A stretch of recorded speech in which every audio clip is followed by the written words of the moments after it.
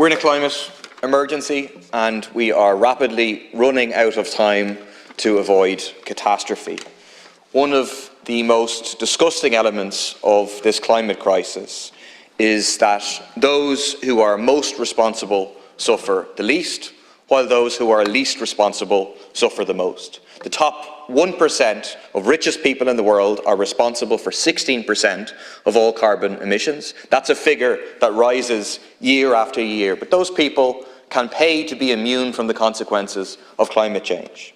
Not so for the over 40,000 people that died last year in the Horn of Africa as a consequence of a famine primarily caused by climate change. Not so for the millions who will lose their lives in the coming years as a consequence of climate change, or the hundreds of millions who faced being displaced as a consequence. Private jets are the epitome of this social and climate injustice. The average private jet owner has a personal wealth of 1.3 billion euros. A private jet flying in or out of Ireland on average emits 10 tonnes of carbon, about equivalent to what the average person in this country emits over the course of an entire year, or the equivalent of driving about 40,000 kilometres.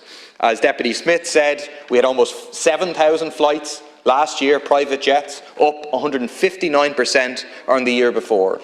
We have a total carbon budget left of about 320 gigatons of CO2 to give us a 50% chance of avoiding temperatures rising at 1.5 degrees. We've just over 1,000 gigatons left to give us a 50% chance of avoiding temperature rises of 2 degrees or higher. 40 gigatons are emitted a year. That gives us about 8 years of emissions. Every single tonne of carbon that is emitted on conspicuous consumption of the rich or on military expenditure is carbon that is not spent on what is needed in terms of a rapid, just transition which improves the lives of ordinary people and avoids disaster for humanity.